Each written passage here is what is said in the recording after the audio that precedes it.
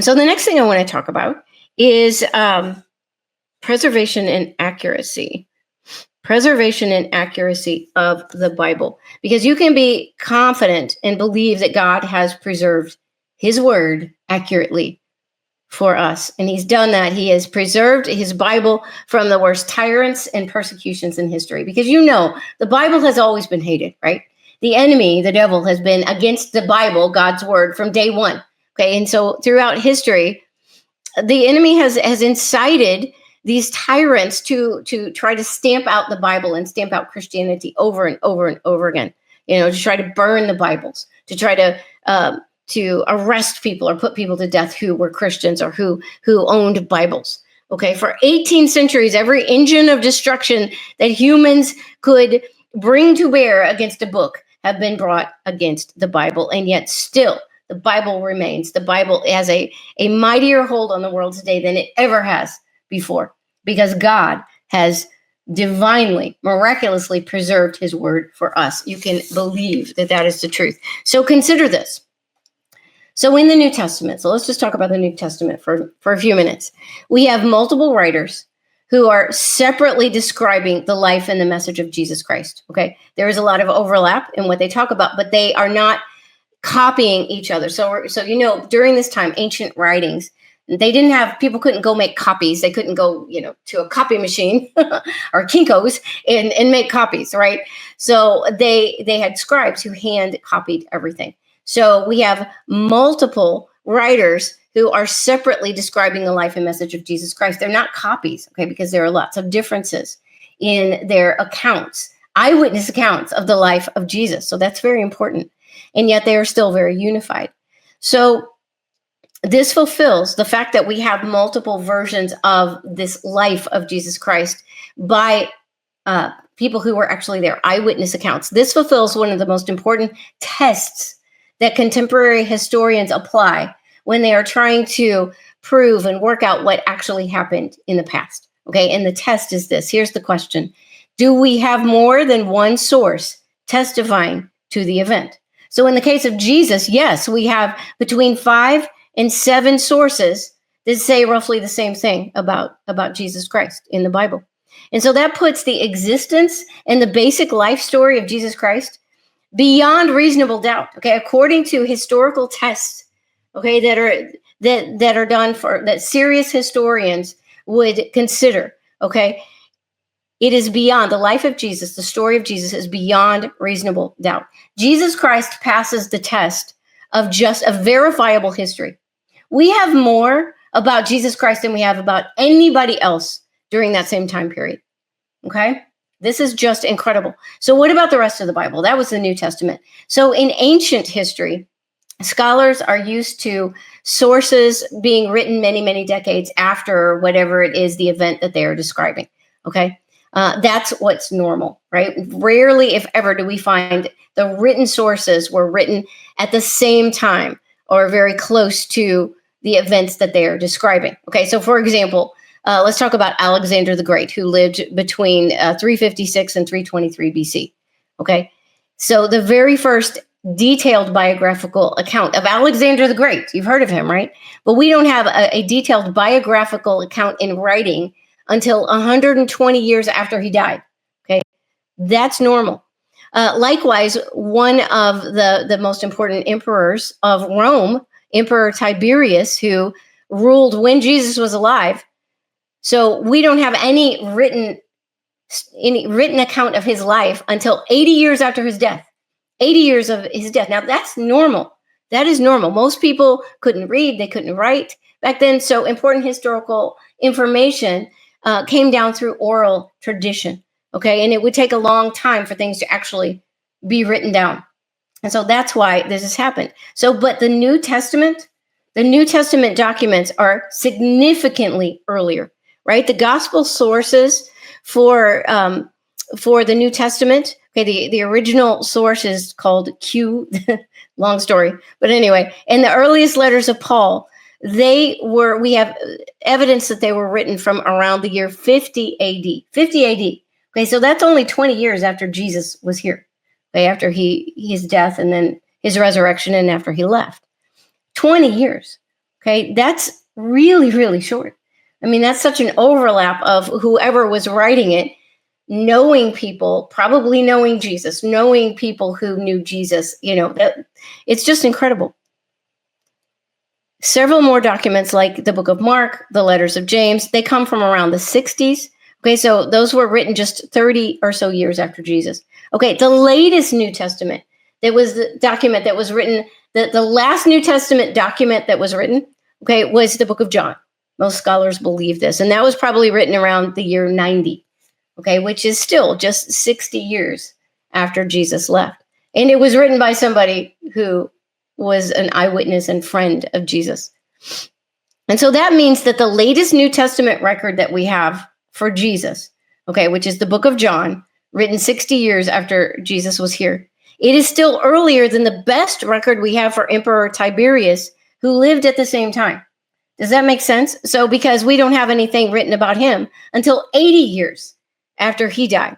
And nobody questions if Emperor Tiberius is real.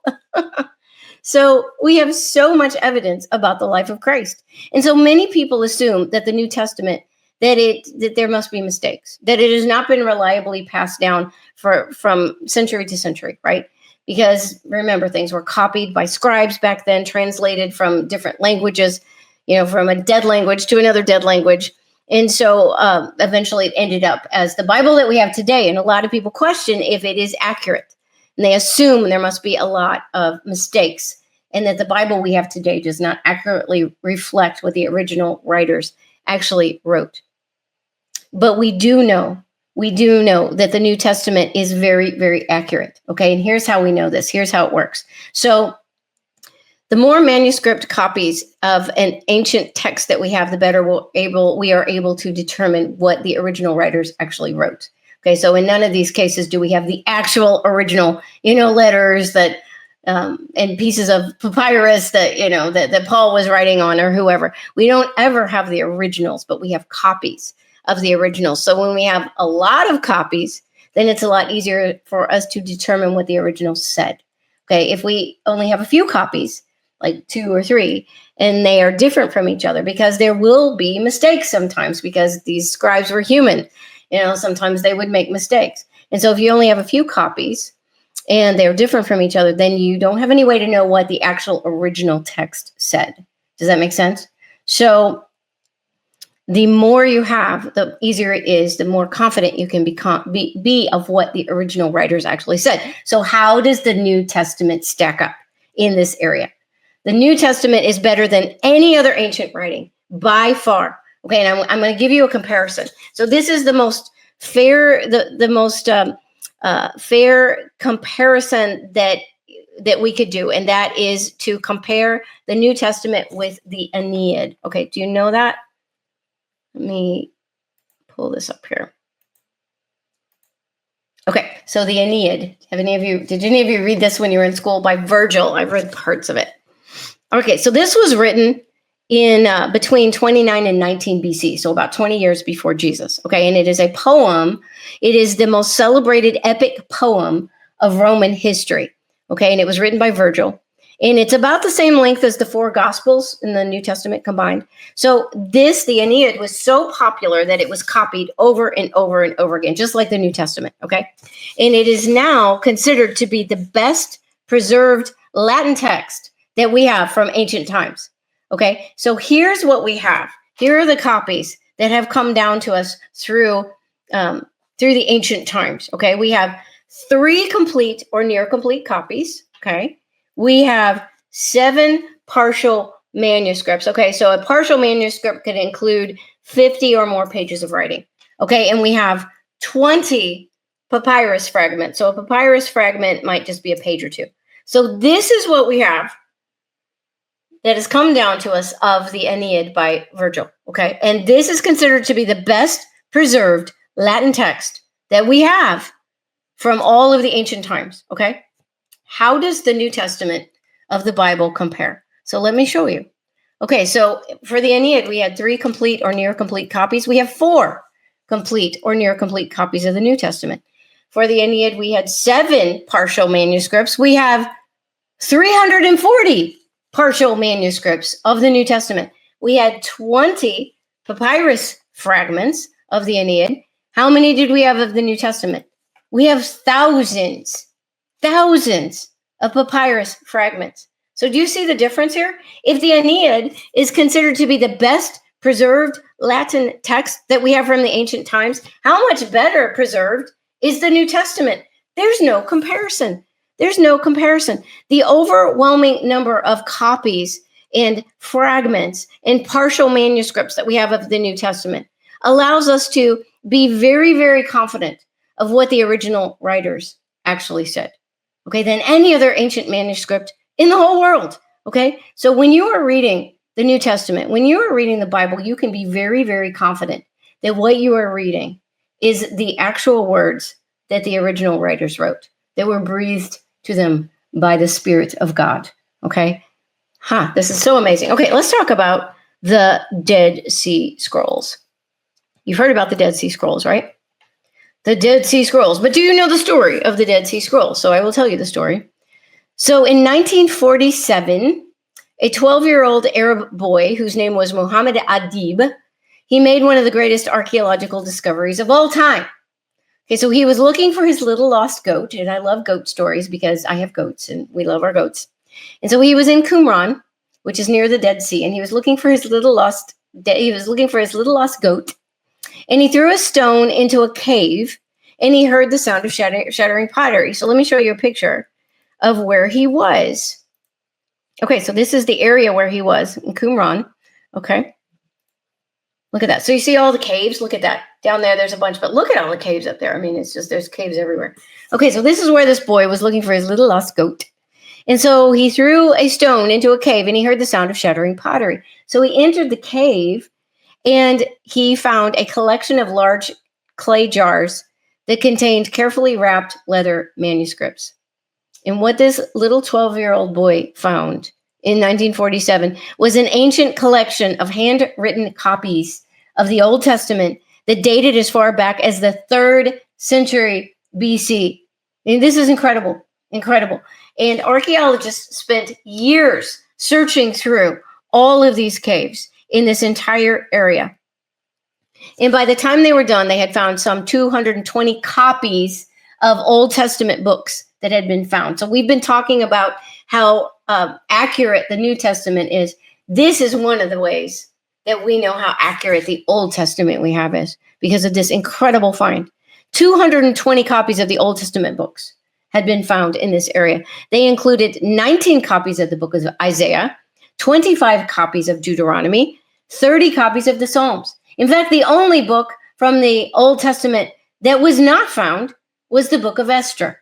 Okay, but there were mentions of the book of Esther in some of the other writings and the other scrolls found. So it is believed very confidently that these Jewish people in Qumran, that they had the book of Esther too, but for some reason it was not included in these scrolls. So all of the books of the Old Testament were included. This is just incredible, except for Esther. So many of these Dead Sea Scrolls today, you can actually view them. They are housed in a climate-controlled vault in the Israel Museum in Jerusalem, and there are study places online where you can study and see very good copies of all of these. So I'm going to show you a picture of one of the scrolls. Let me make this bigger. So there's one of the scrolls. So look at that. Isn't that incredible? Look at what good condition it is. So these scrolls contained writings in Hebrew and Aramaic and Greek. I mean, this was just the most incredible archaeological discovery that has ever been found.